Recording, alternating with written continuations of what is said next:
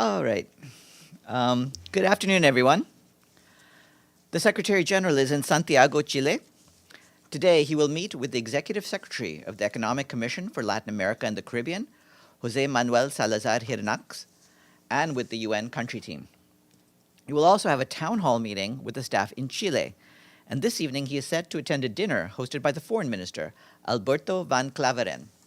Tomorrow, the Secretary General will take part in the G20 Virtual Summit, which is being hosted by the Government of India.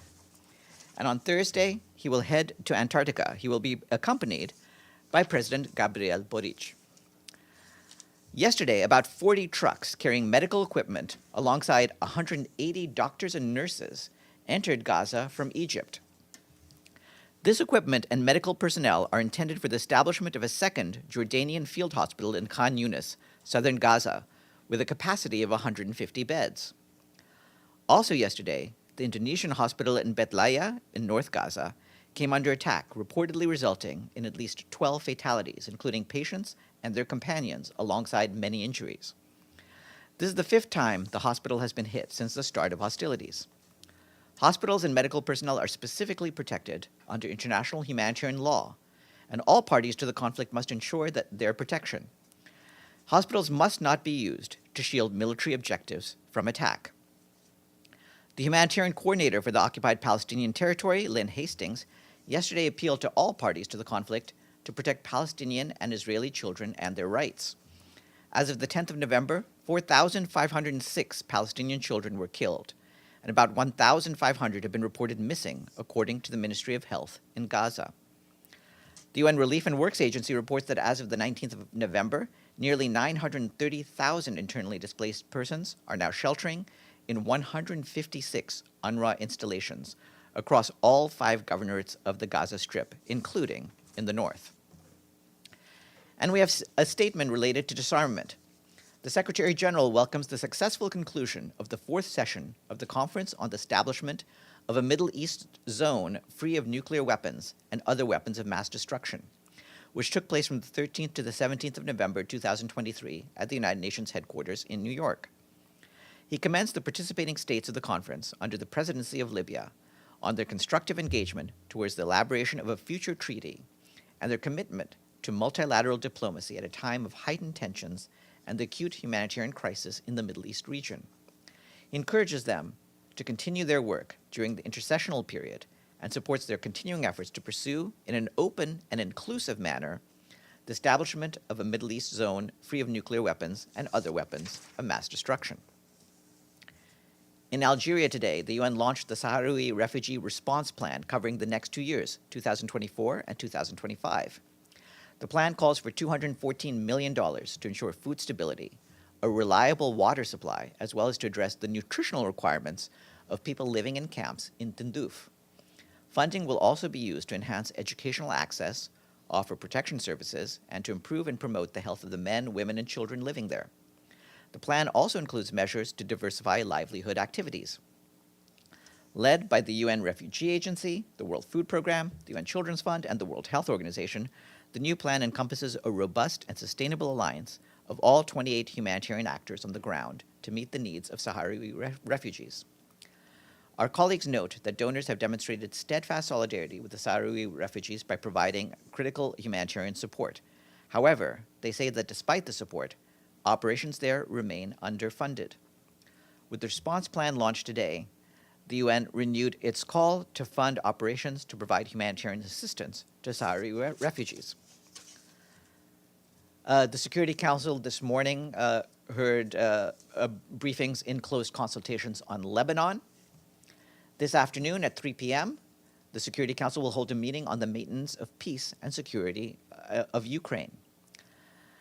Miroslav Yencha, the Assistant Secretary General for Europe, Central Asia, and Americas at the Department of Political and Peacebuilding Affairs, and the World Food Programme Country Director in Ukraine, Matthew Hollingworth, are expected to brief Council members. Also from Ukraine, the UN Office for the Coordination of Humanitarian Affairs says that relentless attacks in frontline areas continue. In the east of the country, in the town of Selidov, in the Donetsk region, overnight attacks yesterday and today hit multiple locations, including a hospital. 2 civilians were killed and several more people were injured, according to the national authorities. Our humanitarian partners tell us that the injured received medical assistance and other patients were evacuated to nearby towns. The hospital premises sustained significant damage, but remains operational. Still in the frontline area of Donetsk region, humanitarian partners provided health assistance to nearly 600,000 people between January to October of this year, mostly by pre-positioning and distributing medicine and medical equipment to health facilities ahead of winter. And last week, the World Health Organization supported an interagency convoy to the Donetsk region, delivering much-needed assistance to some 12,500 people in the communities of Marinka and Vuhledar, which have been particularly affected by intensified hostilities. The International Organization for Migration, together with humanitarian partners, are delivering a range of critical aid at border crossing points between Pakistan and Afghanistan in response to the hundreds of thousands of forcibly returned Afghans. According to IOM, nearly 375,000 Afghans have left Pakistan in the past 2 months, primarily through the Turkam and Spinboldak border crossings. IOM noted that the number of border crossings has dramatically increased from 200 daily to 17,000 since Pakistan's illegal foreigners repatriation plan set a 1st of November deadline for the quote-unquote voluntary return of all documented Afghans in Pakistan to their country of origin. Critical aid, including shelter, water, sanitation, essential household items, healthcare, protection, and nutrition services, as well as cash to cover basic needs, transportation, and food, is being provided by the IOM-led Border Consortium. The International Organization for Migration warns that the situation for women and girls in Afghanistan is exceptionally difficult, and needs are only likely to increase as winter approaches. IOM stresses that the international community must increase its support at a time when funding for the Afghan population is rapidly declining. The World Food Programme announced that in December, it will be forced to suspend food assistance to internally displaced people and refugees in Chad who fled from Nigeria, the Central African Republic, and Cameroon due to insufficient funds. And from January, the suspension will be extended to 1.4 million people across Chad, including new arrivals from Sudan. According to WFP, millions in Chad already face acute food insecurity and malnutrition, particularly children, due to a confluence of calamities, including the impact of the climate crisis, global economic headwinds that drive up food and fuel prices, declining agricultural production, and intercommunal tensions. The unfolding refugee crisis piles further pressure on food-insecure communities that already struggle to get by. A recent WFP food security assessment revealed that 40% of internally displaced people have poor food consumption, a major decline from 14% in 2022. Many of them are resorting to desperate measures, such as selling their belongings or begging. To ensure continued support to crisis-affected populations in Chad over the next 6 months, WFP urgently requires $185 million. We have a senior personnel announcement. Today, the Secretary General is appointing Ramtane Lamamra of Algeria as his personal envoy for Sudan. Mr. Lamamra brings more than 4 decades of experience in politics, international affairs, and diplomacy. He held several high-level governmental positions in Algeria, including serving as Deputy Prime Minister, Minister of Foreign Affairs, and as Minister of State and Diplomatic Advisor to the President. Since 2017, Mr. Lamamra has been a member of the high-level advisory board of the United Nations Secretary General on mediation. Lots more online. Today is World Television Day. This day is not so much a celebration of TV, but rather the philosophy which it represents, that is, a symbol for communication and globalization in the contemporary world. And some good news to report. In the past few days, Oman has paid its regular budget dues in full.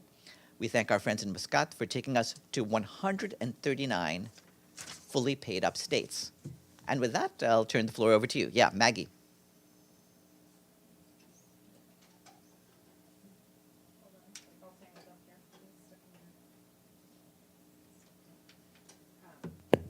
Thanks, Farhan. Sorry.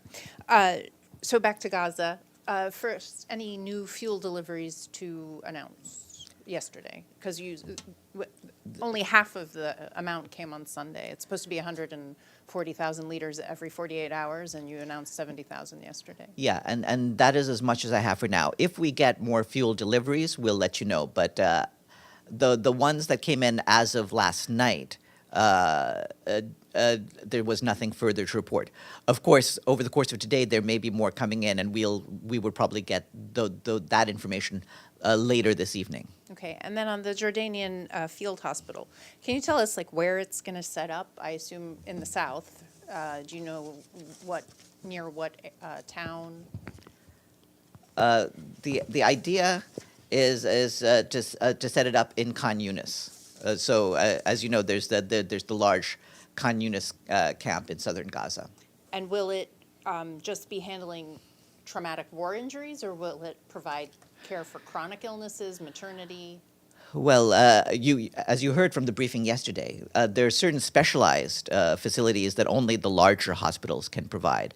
So this would be for other facilities. As I mentioned, it'll be 150 beds, but that's still just essentially chipping away at the very large number of needs that we have. I'm sorry, I didn't quite understand what you meant. What is the field hospital going to do? Trauma only? It'll deal with trauma and injuries, but it'll deal with more basic things that can be handled in terms of what a field hospital can do. The sort of facilities that larger hospitals like the Al-Shifa Hospital can provide are harder to replicate elsewhere, which was explained to you, I believe, yesterday. So are these Jordanian military doctors and nurses? I don't have the details of what the medical personnel will be, but some, as you know, some medical personnel went over last night. Okay. Yes, Kristen, and then Deji. You mentioned the Security Council briefing on Lebanon. Do you have any readout from Undersecretary General Lacroix on the situation on the Israel-Lebanon border? What's the feeling about how things are there, especially given 2 journalists were killed? Well, you've seen what we've been saying about this. We're very concerned about the potential for further escalation. The Security Council heard from Mr. Lacroix, and they also heard from Joanna Vernetska, the special coordinator for Lebanon. And of course, we're investing our efforts into making sure that there is no further escalation along the blue line. To that extent, we are worried about some of the recent exchanges of fire that have happened across the blue line. You mentioned the deaths of the 2 journalists, and Imran Riza, our humanitarian coordinator there, did say in a tweet just earlier today his concerns about this. And of course, we, as always, believe that journalists should be kept out of harm's way and deplore any killings of journalists. Thank you. Just a quick follow-up. Do you have any idea of how many, the extent of the barrages back and forth, and who's firing and how much? Any kind of quantitative assessment? Well, we've been reporting from the UN interim force in Lebanon. We've been reporting on the exchanges of fire. Obviously, any amount of activity is of concern for us. But at the same time, as we've reported many times in recent weeks, once there's a dialogue amongst the parties, we've been able to restore calm to the area. And we certainly hope that the parties take it seriously, the need to de-escalate tensions at the blue line. Deji, and then we'll go to Murad. I have many questions, so please bear with me, Farhan. First, we know that in the past few days, we got this news that Hamas and Israel is very close to a deal, and this deal might release hostages in exchange of several days of truce or ceasefire or whatever you name it. But what I want to know is, given the fluid situation there, is the UN ready to utilize these couple of days of ceasefire to deliver humanitarian aids, or do you still have to coordinate with the Israeli government to deliver those aids inside Gaza? Regarding that, of course, it's a little bit premature to talk about, but certainly what we are doing is trying to make sure that we are ready. So if there is any pause in fighting, which is what we've been asking for, we would be able to deliver humanitarian aid more effectively. So we're putting in place arrangements, including through discussions with the needed authorities. So basically, if there's the announcement, UN would be ready, like right there, right? That is what we are trying to do. Obviously, it depends somewhat on actions by the parties on the ground, but this is what we've been calling for, and the Secretary General has been calling for this for many weeks, and he's doing that so that once it happens, we can provide the aid that's needed. Okay, on a different, on the same topic but different news, the BRICS country leaders, they just held a joint meeting on the situation in Gaza. We know these are, I would say, the most important emerging economies in the world. What do you think is the significance of these countries? They have one voice on the situation there. Well, it's important whenever there's any group or of nations or regional group or other sorts of agglomerations of different nations that are pushing the parties towards the direction of greater peace and an end to hostilities. So we appreciate any help along that line. You know, China actually calls for an convening of an international peace conference that is more authoritative to build international consensus for peace and work toward an early solution to the question of Palestine that is comprehensive, just, and sustainable. What's the position of the UN on this proposal, and will the UN support if there's a peace meeting? Well, we don't speak for nations, and ultimately this would be a meeting among nations. So we'll see whether that gathers the support that's needed. But certainly we want all nations to work together as much as they can towards getting the party to end the fighting that's happening right now. Ibtisam. Sorry, and then Murad. So sorry about that. No worries. Ibtisam. So just a follow-up on your Gaza answer regarding the fuel. I think you were asked yesterday, or Stefan was asked yesterday, about the minimum amount that you need for your operation yesterday, and I didn't hear you saying what you need because... Well, the minimum amount was basically about twice the amount that we had received yesterday, and so we're trying to have that to be double that, about 14,000 as opposed to 7,000. And what you are receiving, is it on a daily basis? Like, are you receiving every day this? We're trying to get fuel every day, but I cannot confirm that we've received anything so far today.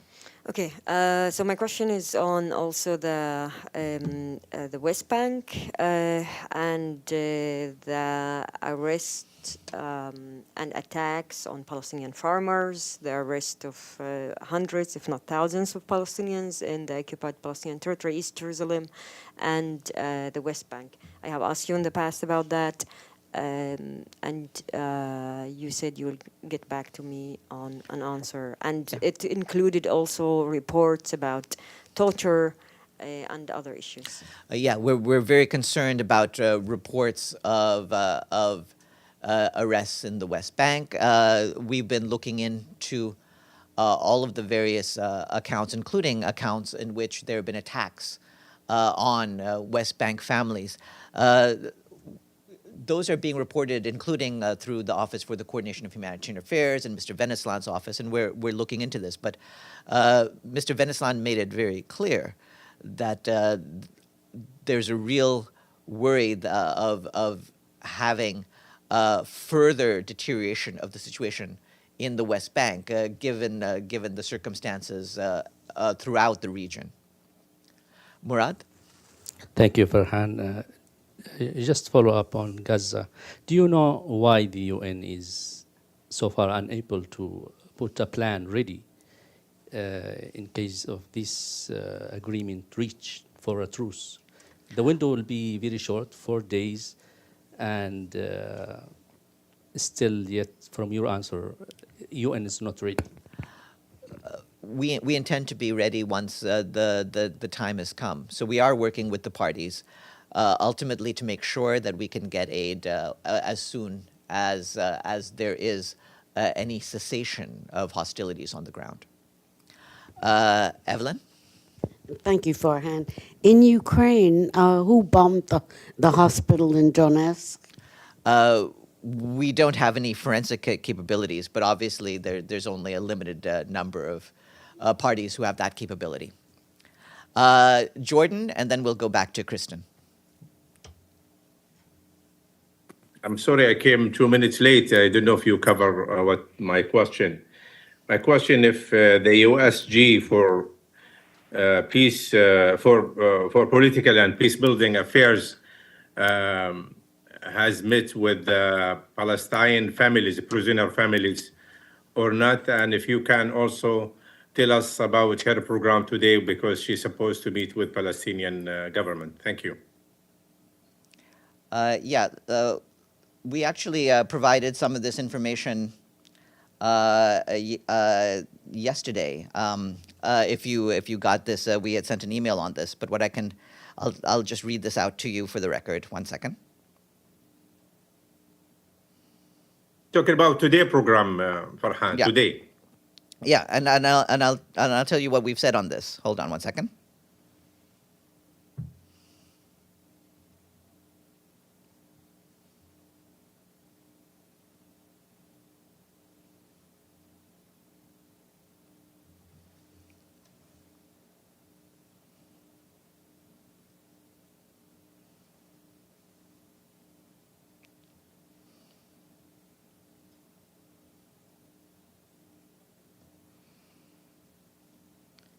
Hold on. I'm just trying to find this.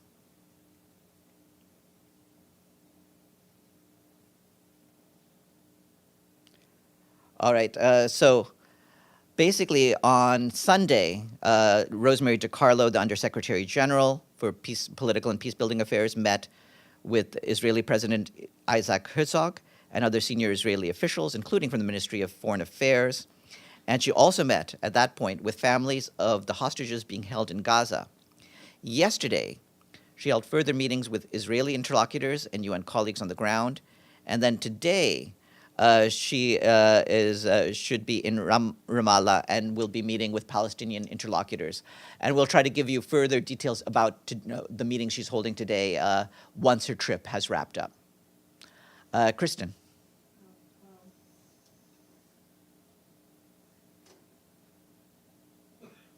Sorry, that may have been my answer, but is there any more you can tell us about her goal in being there? Is she working? Is she involved at all in the captive discussions, or what is she trying to bring to the table for the UN? Well, there's nothing to say about those discussions. Regarding Ms. DiCarlo's efforts, of course, she's meeting both with Israelis and Palestinians in her own efforts to deal with the situation on the ground. During this, I'd spoken with her just about an hour or so ago, and she was accompanied by Tor Venisland, the special coordinator for the Middle East peace process. And with that, I shall bid you adieu till tomorrow. Have a good afternoon.